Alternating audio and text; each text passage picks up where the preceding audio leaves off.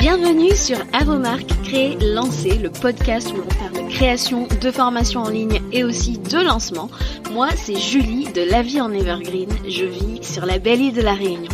Professeure d'anglais à la base, je suis passionnée par la transmission de savoir et le web marketing. Alors si tu es à la recherche de conseils et d'inspiration pour créer un programme en ligne que tes clients vont adorer et recommander, construire une audience à qui vendre, réussir ton lancement, alors tu es au bon endroit. Parfois seul, parfois accompagné d'invités, mon objectif est de te donner toutes les clés pour réussir à devenir la référence dans ton domaine et vivre de ton savoir profitablement. Alors si tu es prêt, je t'invite à t'installer confortablement et c'est parti pour l'épisode du jour. Chers créateurs, chères créatrices de programmes en ligne, je te souhaite la bienvenue dans cet épisode. Aujourd'hui, on va parler de Black Friday et des 7 erreurs à ne pas commettre en préparant son offre promotionnelle. Aujourd'hui, avec cet épisode, j'ai vraiment voulu t'éviter de tomber dans les mauvaises pratiques qui peuvent entacher ta e-réputation, même repousser ton audience, ou alors même le fait de ne pas être assez stratégique pour ton business sur cette période hyper importante du dernier trimestre, le fameux Q4. Et à l'heure où on parle, il nous reste à peu près 45 jours, si tu l'écoutes le jour de la sortie, en tout cas ça va être 45 jours avant le Black Friday, et j'ai vraiment voulu te donner cet épisode pour que tu puisses t'y préparer au mieux et faire de ton Q4 un temps fort de ton année business, tout simplement. Le Black Friday, c'est une période qui est très discutée, on le sait. Il y a des gens qui sont pour, il y a des gens qui ne sont pas pour. Quoi qu'on en dise, on ne peut pas nier que c'est une période profitable. Et comme ici, on aime parler de profitabilité, j'ai vraiment voulu qu'on en parle. J'avais fait un épisode l'année dernière sur le sujet. C'est un épisode un peu plus court, c'était une FAQ. C'était la 7e que je te mets en show notes. Tu pourras aller voir ça. Donc, sans plus attendre, on va tout de suite rentrer dans le vif du sujet. La première erreur pour ton Black Friday, l'erreur à ne pas commettre, c'est la plus grosse pour moi, c'est celle de ne pas la préparer, d'accord? Cette période de promotion, comme on le disait, est une période hyper profitable, d'accord? Entre le Black Friday, le Cyber Monday, même la fin d'année tout simplement. En business, et ça ne fait pas exception pour le business de programme en ligne, c'est une période ultra profitable et laisser cette période au hasard, ce n'est absolument pas judicieux. Chaque année, je vois quand même des gens qui ne s'y préparent pas parce qu'elles se disent « Oh, je vais pas le faire. » Et puis au final, quand tout le monde commence un peu à teaser sur leurs offres, et ben finalement on se dit « Ah ben ouais, pourquoi pas ?» On voit tout à coup le côté quick cash injection que ça peut représenter pour notre business, et là on se lance un petit peu au doigt mouillé comme ça, un petit peu au hasard, et puis on tombe dans pas mal de pièges et c'est dommage. Et vraiment le fait de consacrer une vraie préparation à cette période, et ben c'est quelque chose qu'il faut vraiment faire, parce que quand on fait les choses un peu au pied levé, et ben on va tomber dans plein d'écueils et c'est absolument pas ce que je veux pour toi. Donc ça c'est vraiment la première erreur, ne pas préparer ton offre Black Friday en avance. La deuxième erreur que je vois quand on prépare le Black Friday, c'est de ne pas prévenir les gens qu'on a une offre, qu'on a un deal que l'on veut proposer à notre audience pour le Black Friday. Vous savez, ce côté surprise, c'est pas du tout judicieux. Pourquoi? Parce que maintenant, le Black Friday est entré dans les mœurs, c'est dans l'air du temps, et les gens se préparent en fait à acheter pour le Black Friday. Ils sont déjà, à l'heure actuelle, en train de réfléchir aux bons deals qu'ils vont pouvoir faire, et beaucoup se préparent à l'avance parce que on achète pour Black Friday dans beaucoup de domaines. On achète pour la maison, on achète pour le business, on achète pour les outils. Je ne sais pas si tu es comme moi, mais moi personnellement, j'aime beaucoup profiter des offres Black Friday pour mes outils. L'année dernière, j'en avais parlé sur un épisode, j'avais investi dans Storyto, qui est un outil pour programmer mes stories et ça coûte un certain budget, et là pour le Black Friday, ils avaient fait une offre à moins 50%. Cette année, je suis en train de guetter certains outils qui me font de l'œil depuis un moment, mais dont je n'avais pas encore besoin tout de suite, mais je me suis dit Black Friday, je regarde s'il y a un truc intéressant, j'y vais. Donc tu vois, on se prépare quelque part, et c'est pareil pour les programmes en ligne. Donc si tu prévois de faire une promo sur une offre, je te conseille de commencer à avertir, à teaser, à faire comprendre que oui, quelque chose arrive, histoire que les gens ne soient pas là finalement à aller chercher chez la concurrence par exemple, tout simplement parce que tu n'as pas prévenu et au moment où tu le communiques, ils ont peut-être déjà regardé ailleurs et pris quelque chose ailleurs. Voilà.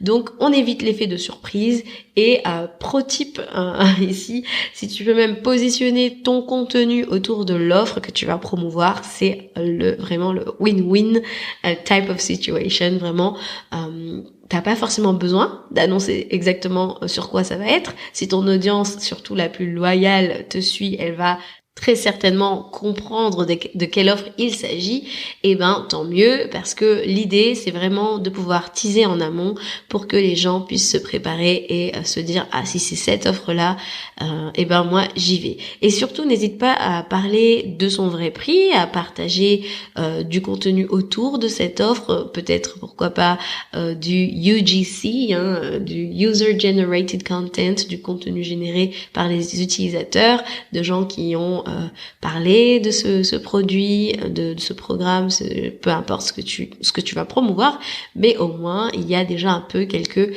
pierres, des pierres dans le jardin, quoi, tu vois. Donc voilà un petit peu sur cette deuxième erreur, ne pas prévenir que tu as une offre pour Black Friday et vraiment au lieu de ça, teaser, commencer à semer des indices. Troisième erreur, la fausse urgence. Alors j'aimerais qu'on en parle parce que vraiment le Black Friday a un peu aussi cette réputation de moment où on va vendre agressivement, etc. Et vraiment que c'est aussi la place pour un marketing pas éthique, agressif, etc. Et c'est vrai que on en voit, on va pas se mentir, et on a ce côté un peu bro marketing là, vraiment on passe pas à côté de ça à chaque Black Friday, et je suis sûre que toi aussi tu le vois. Mais vraiment, si tu veux mettre de l'urgence, il y a plein de manières d'ajouter de l'urgence à une offre. Et n'essaie pas de faire des trucs avec des faux comptes à rebours, des places limitées quand ce n'est pas vrai. C'est très mauvais pour la confiance. Et je crois aussi qu'on peut tout à fait faire un marketing éthique et propre qui inspire confiance même pendant le Black Friday. Si tu veux limiter des places, tu peux tout à fait le faire. Après, moi personnellement, c'est pas une pratique que je vais te recommander pendant le Black Friday parce que tu vas caper tes ventes, mais si c'est quelque chose que tu as décidé de faire pour quelque part peut-être contrôler un peu ta campagne de Black Friday, tu peux le faire tant que tu signales en temps réel la vraie limite des places disponibles, fais-le. Encore une fois, je ne recommande pas de caper tes ventes, c'est pas l'objectif en général du Black Friday, sauf si c'est une décision en conscience que tu prends, mais on évite les choses fausses, De toute façon, si tu es ici, tu sais ce que j'en pense. Nous ici, on est pour le marketing éthique et vraiment, même en Black Friday, j'ose le dire. Donc voilà, on reste honnête, on reste absolument authentique. Voilà pour la partie fausse urgence, parce que je crois vraiment que ça peut entacher ton réputation et ça a aussi cet effet de repousser l'audience, et vraiment on ne veut pas de ça nous ici. En tout cas, c'est pas quelque chose que je veux pour ton business. Quatrième erreur à laquelle faire attention, en faire trop et ne pas être stratégique. Alors je sais que ça commence à faire quelques années que l'on voit des gens, des grands du marché faire des choses monumentales et faire la majorité de leur chiffre d'affaires d'ailleurs pendant cette période. Mais ce sont des gens qui ont des équipes, qui ont des systèmes, qui ont des process, etc.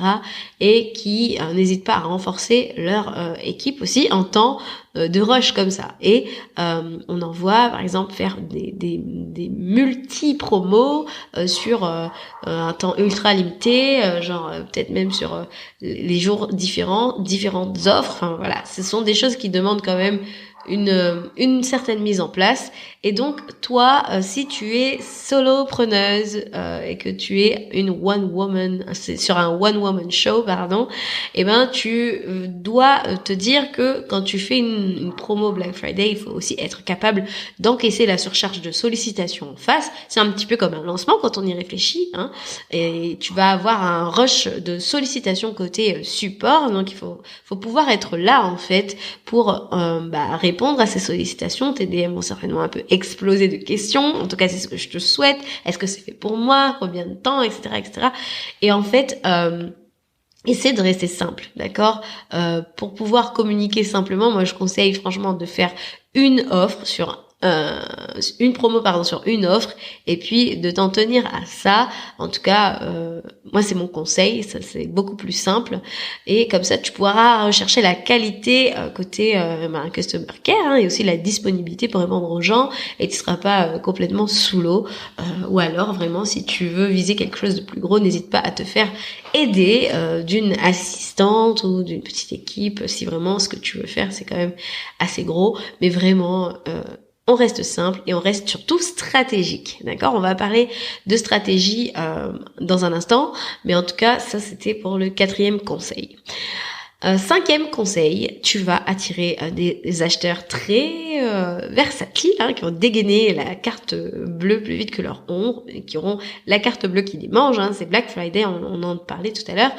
Et donc, il va falloir faire attention à tes demandes de remboursement et te préparer suffisamment à ça.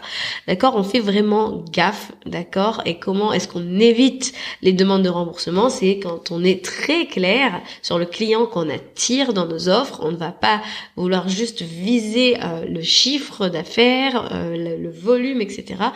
On dit quand le programme est fait pour nous, pour nos prospects ou non, d'accord? On n'attire pas des clients non idéaux, parce que crois-moi que lundi matin arrive, cette personne est déjà dans ta boîte mail en disant mais je sais pas comment, c'est pas pour moi, ça fonctionne pas, machin. Vraiment, on attire vraiment les gens que l'on veut dans ces offres-là, et pas des gens qui vont juste payer parce que ils ont une carte bancaire. Bien évidemment, on n'est pas là-dedans. D'accord? Et surtout, on blinde bien ces CGV en explicitant les conditions, et la procédure, et si oui, ces personnes qualifient ou non au remboursement ou à la garantie, si tu en mets une, etc. Vraiment, on fait attention à ça.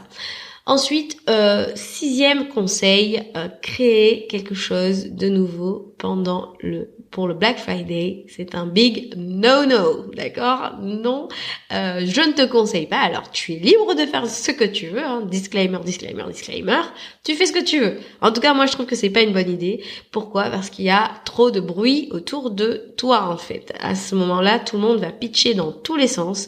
Et est-ce que tu préfères avoir un boulevard où les gens sont préparés, parce que oui, il y aura le pre-launch, etc. juste avant, et les gens ne seront attentifs qu'à la sortie de ton offre, ou alors tu veux le faire quand il y a un tapage marketing tout autour de toi et que tout le monde sort une offre plus irrésistible les unes que les autres, et toi en fait là-dedans ton offre elle est un peu perdue, et en plus tu vas devoir la brader pour donner l'allure à ton offre de quelque chose de très irrésistible et très très discounté. C'est pas ce que je te recommande. En tout cas, ce que je te recommande, c'est de vendre quelque chose que tu vends déjà, d'accord, qui est validé déjà par l'achat, et tu peux tout à fait bundler des choses entre elles, des choses que tu n'as pas besoin d'aller recréer, parce que le but ici c'est de vendre intelligemment, pas travailler plus difficilement à recommencer de A à Z une nouvelle offre inconnue sur le marché, travailler à sa notoriété,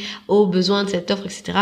Non, bundle des choses entre elles. Ça peut être des masterclass, ça peut être des petits produits digitaux que tu as et qui sont tout à fait passive en fait, et c'est un petit peu l'idée là-dedans. Essaie de ne pas recréer quelque chose de zéro, et de vendre ce qui est déjà dans l'existant. C'est à toi de réévaluer l'existant dans tes offres, etc., de voir qu'est-ce que tu peux offrir en mode promo, et proposer quelque chose de très attrayant à un tarif intéressant. Et ce qui est bien, c'est quand tu sais que par exemple t'as des offres où t'as des gens qui te disent c'est dommage, j'aurais trop voulu, etc., c'était pas le bon moment pour moi. Typiquement ça va être des bons candidats aux offres Black Friday. Donc franchement, je t'invite à aller évaluer ce que tu as déjà dans ta suite d'offres et voir ce que tu peux proposer en bundle. C'est toujours très très en vogue pour le Black Friday. Voilà. Ensuite, dernier conseil, ça va être de ne pas d'évaluer tes offres. Dernière erreur que je vois, donc d'évaluer ces grosses offres, ces offres signature, ces offres à étiquette, ces offres où il y a vraiment beaucoup d'accès à toi. D'accord? C'est vraiment un conseil que je te donne. Ne fais pas ça. Tu peux, encore une fois, faire ce que tu veux, hein, si c'est tout ce que tu as avant ou peu importe, mais en tout cas, c'est pas moi qui vais te conseiller de discounter ça pour le Black Friday. À toi de voir, ou alors dans ce cas, tu mets une grosse limite sur la capacité que tu veux consacrer à ces places que tu vas vendre, par exemple. Mais en tout cas, moi, je te déconseille de le faire, surtout quand il y a de l'accès à toi, surtout quand c'est sur du long terme, parce que tu vas continuer à délivrer pendant longtemps à quelqu'un, en fait, qui a eu accès à toi pour une fraction du prix, alors que l'accès à toi, c'est ton plus haut niveau, en fait, de pricing. Et ça se trouve, tu as même des gens qui sont encore en train de payer des facilités de paiement pour cette même offre. Tu vois, je trouve qu'il y a aussi cette notion de cohérence aussi qu'il faut avoir dans ton business. Donc réfléchis bien. Au contraire, vends vraiment quelque chose qui va peut-être mener à tes offres beaucoup plus high level, comme on le disait tout à l'heure, quelque chose de plutôt passif, où il n'y a pas de dépendance à toi, ni d'accès à toi, ou alors vraiment limité dans le temps, et voilà. Voilà un petit peu pour ces 7 erreurs assorties de mes conseils pour préparer ton Black Friday. C'est vraiment quelque chose qui, j'espère, va t'aider. N'hésite pas à venir me dire en DM sur Instagram comment est-ce que tu as trouvé cet épisode. Comme d'habitude, moi j'ai adoré te retrouver sur cet épisode hebdomadaire. Je te souhaite une très bonne continuation et je te retrouve très bientôt pour un nouvel épisode. Ciao ciao.